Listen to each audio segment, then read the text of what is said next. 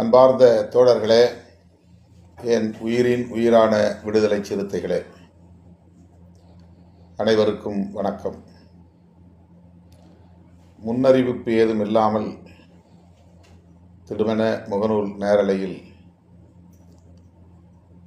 உங்களிடையே சில கருத்துக்களை பேசுவதற்காக இணைந்திருக்கிறேன். நாளையும் நாளை மறுநாளும் மிக முக்கியமான நாட்கள். நாளை நவம்பர் 26 இரண்டு முக்கியமான நிகழ்வுகளை நாம் நினைவு கூர்ந்திட வேண்டிய நாள். முதலில் இது இந்திய அரசமைப்பு சட்ட நாள். நம்மையெல்லாம் மனிதர்களாய் தலைநிமிர வைத்த நம்முடைய மகத்தான தலைவர் புரட்சியாளர் அம்பேத்கர் அவர்கள் அல்லும் பகலும் அயராது உழைத்து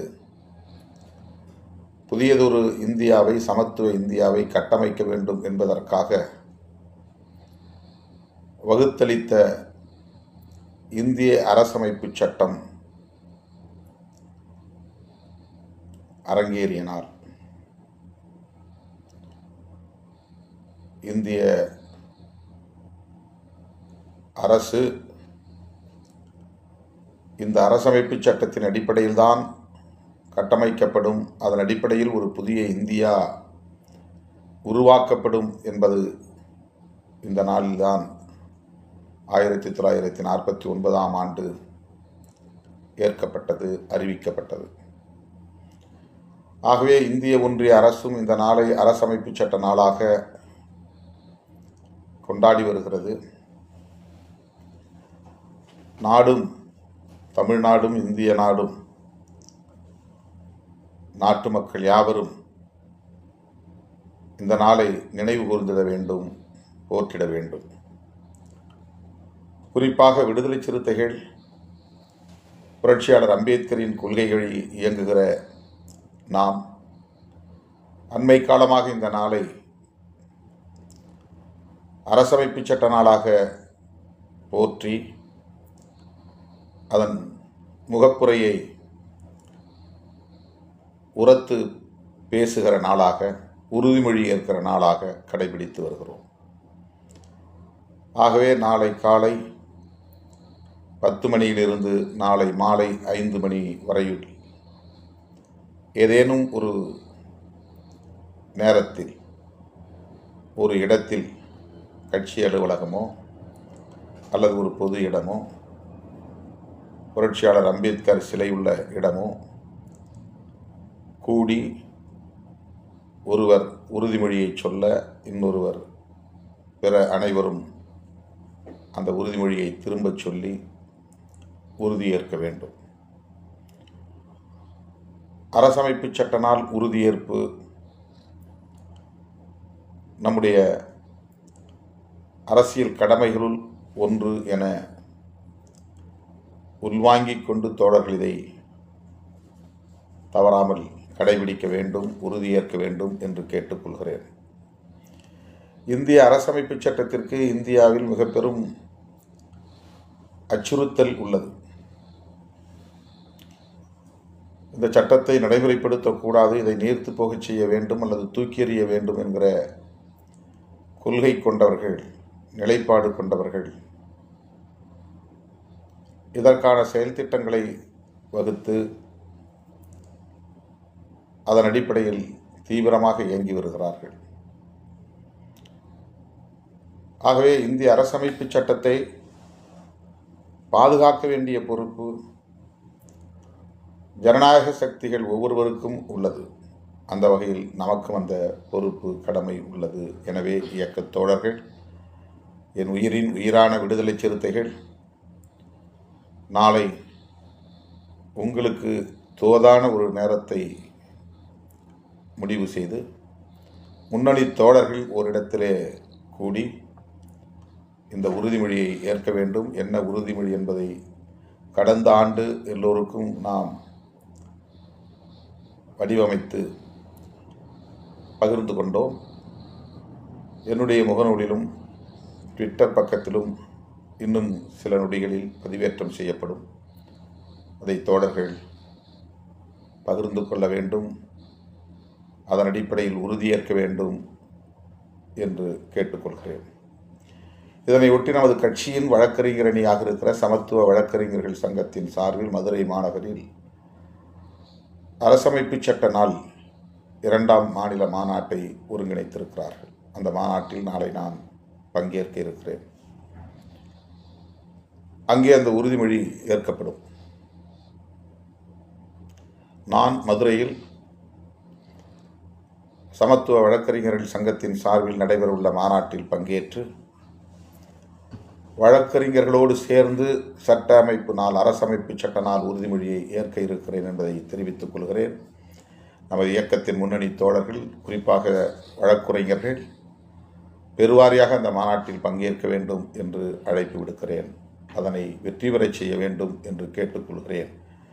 இப்போது நாட்டில் மிக முக்கியமான விவாதப் பொருளாக மாறியிருக்கிற எஸ்ஐஆர் என்கிற ஸ்பெஷல் இன்டென்சிவ் ரிவிஷன், அந்த நடவடிக்கையை பாஜக தேர்தல் ஆணையத்தின் கூட்டு சதி என்பதை அம்பலப்படுத்துகிற ஒரு மாநாடாக அந்த மாநாடு ஒருங்கிணைக்கப்படுகிறது.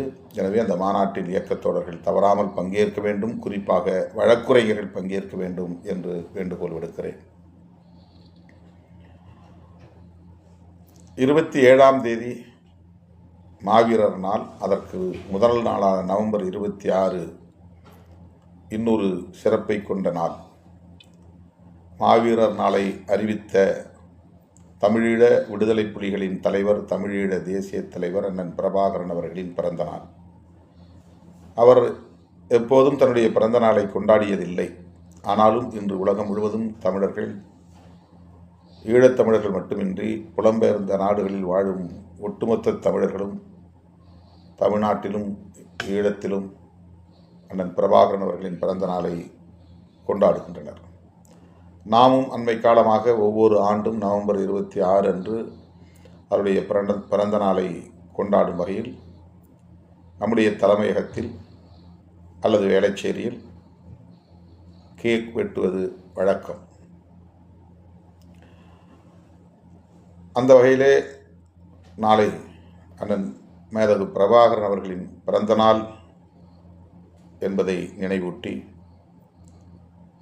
அவருடைய கொள்கைகள் வெற்றி பெற வேண்டும், அவர் கனவு நனவாக வேண்டும், ஈழத்தமிழர்கள் சந்திக்கும் துயர்கள் துடைத்தெறியப்பட வேண்டும், அவர்களுக்கான தாயகம், தன்னாட்சி, தேசியம் என்கிற கோட்பாடுகள் நிலைபெற வேண்டும் என்று இந்த நேரத்தில் என்னுடைய விழைவை வெளிப்படுத்துகிறேன். அவரது பிறந்த நாளை ஒட்டி உங்கள் அனைவருக்கும் எனது வாழ்த்துக்களை தெரிவித்துக் கொள்கிறேன். மேதகு பிரபாகரன் அவர்களால் அறிவிக்கப்பெற்று அவர் வாழ்ந்த காலத்திலேயே கொண்டாடப்பெற்ற மாவீரர் நாள் நிகழ்வு பற்றி நாம் அனைவரும் நன்கு அறிவோம். அந்த விடுதலை களத்தில் களப்பலியான போராளிகளை நினைவு கூர்ந்து நன்றி பெருக்கோடு அவர்களுக்கு வீரவணக்கம் செலுத்துகிற நிகழ்வுதான் மாவீரர் நாள் நிகழ்வு. லட்சக்கணக்கான பொதுமக்கள் கொல்லப்பட்டாலும் பல்லாயிரக்கணக்கான போராளிகள் கொல்லப்பட்டார்கள். அந்த போராளிகளை மாவீரர்களாக அறிவித்தவர் அண்ணன் பிரபாகரன் அவர்கள்.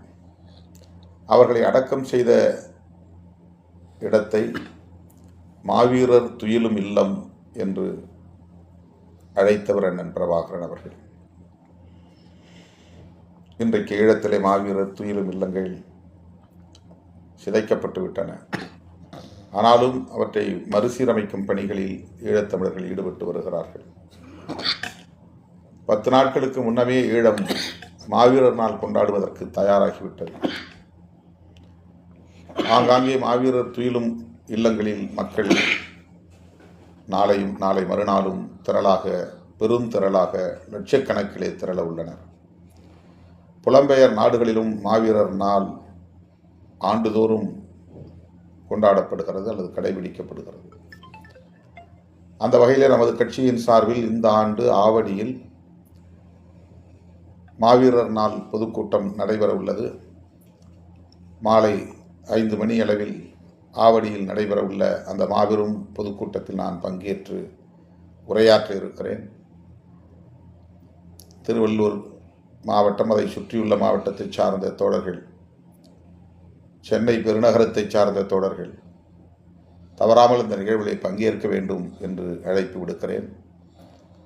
அண்மையில் நான் ஈழத்திற்கு சென்று வந்ததை நீங்கள் அறிவீர்கள். அங்குள்ள மக்கள் சந்திக்கிற நெருக்கடிகளை, அவர்கள் சந்திக்கிற சவால்களை நான் அவ்வப்போது பதிவு செய்திருக்கிறேன் என்றாலும், நாளை நடைபெறவுள்ள இந்த மாபெரும் பொதுக்கூட்டத்தில் அது குறித்து நான் உரையாற்ற இருக்கிறேன் என்பதை தெரிவித்துக் கொள்கிறேன். ஆகவே மாவீரர் நாள் வீரவணக்க பொதுக்கூட்டத்தில் இயக்கத் தோழர்கள், முன்னணி பொறுப்பாளர்கள், மூத்த தோழர்கள் தவறாமல் பங்கேற்று அந்த போராளிகளுக்கு வீரவணக்கம் செலுத்த வேண்டும் என அழைப்பு விடுக்கிறேன்.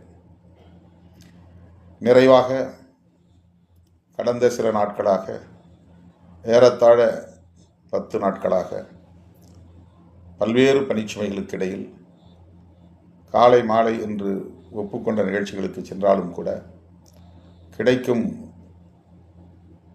நேரத்தில் நள்ளிரவு 2 மணி 3 மணி வரையிலும் கூட ஒரே இடத்தில் அமர்ந்து பல்லாயிரக்கணக்கான விண்ணப்பங்களையும், கணினிமயப்படுத்தப்பட்ட அந்த விண்ணப்பங்கள் அனைத்தையும் ஒவ்வொன்றாக ஒவ்வொருவரின் விண்ணப்பங்களையும் தனித்தனியே நான் பார்த்து ஆய்வு செய்து, மேலிட பொறுப்பாளர்கள் தந்த பரிந்துரைகளையும் கருத்தில் கொண்டு, அதன் அடிப்படையில் மாவட்ட செயலாளர்களை முழுமையாக 234 தொகுதிகளுக்கும் அறிவிக்கும் பணியை கிட்டத்தட்ட 80 விழுக்காடு முடித்திருக்கிறேன். சில நாட்களில் மாவட்ட செயலாளர்கள் பட்டியல், முழுமையான பட்டியல் அறிவிக்கப்படும். இது குறித்து தனியே நான் உங்களிடையே நேரலையில் 2 நாட்களில் மீண்டும் பேசுவேன். இது எவ்வளவு பெரிய பணிச்சுமை என்பது சொற்களால் விவரிக்க முடியாது, எழுதவும் முடியாது, விளக்கவும் முடியாது.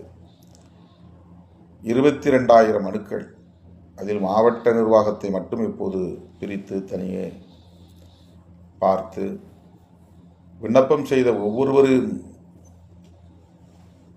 விவரங்களையும் படித்து, அவர்கள் கட்சியில் சேர்ந்த ஆண்டு, இதற்கு முன்பு அவர்கள் என்ன பொறுப்பில் இருந்தார்கள் என்கிற அந்த பொறுப்புகள், அவர்களுக்கு என்ன அனுபவம் இருக்கிறது, இப்போது என்ன பொறுப்பிலே இருக்கிறார்கள், இப்போது என்ன பொறுப்பை விரும்புகிறார்கள், இவர்கள் எந்த அளவுக்கு களத்திலே தீவிரமாக பணியாற்றி கொண்டிருக்கிறார்கள், இவர்களெல்லாம் எத்தனை மாநாடுகளுக்கு வந்திருப்பார்கள், போராட்டங்களுக்கு வந்திருப்பார்கள், அழைத்த அழைப்புக்கெல்லாம் ஓடோடி வந்திருப்பார்கள் என்பதையெல்லாம் மீண்டும் மீண்டும் என்னுடைய நினைவுக்கு கொண்டு வந்து எல்லாவற்றையும் சீர்தூக்கி பார்த்து நான் ஒரு முடிவுக்கு வர வேண்டும். ஒவ்வொரு முறையும் இதனால் எவ்வளவு மன அழுத்தங்களையும் உடல் வேதனைகளையும் நான் சந்தித்திருக்கிறேன் என்பதை ஒரு நேரலையில் என்னால் விவரித்து விட முடியாது.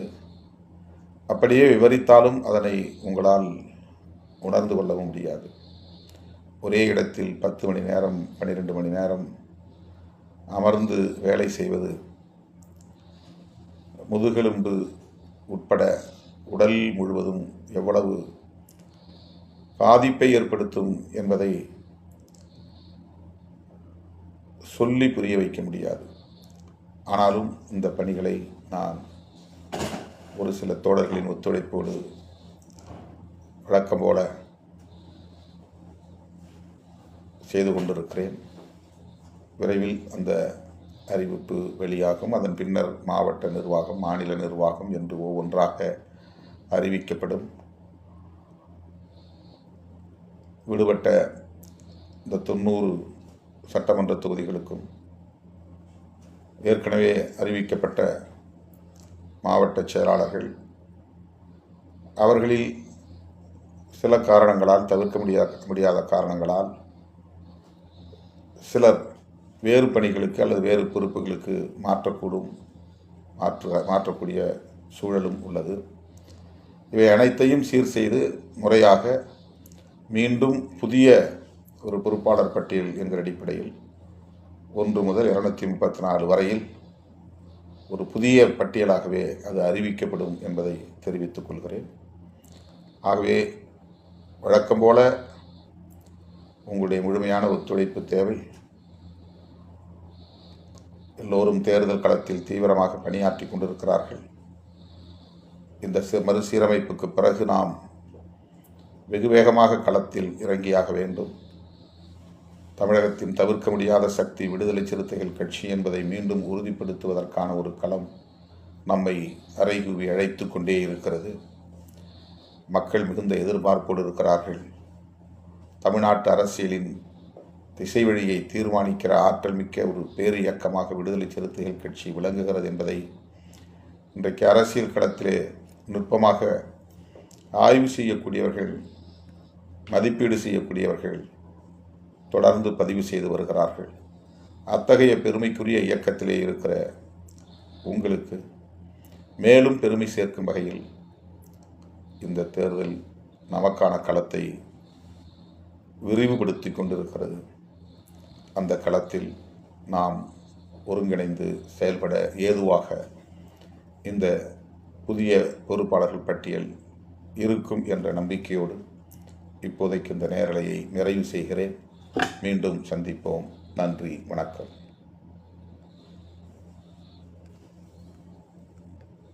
எத்தனை நிமிஷம்?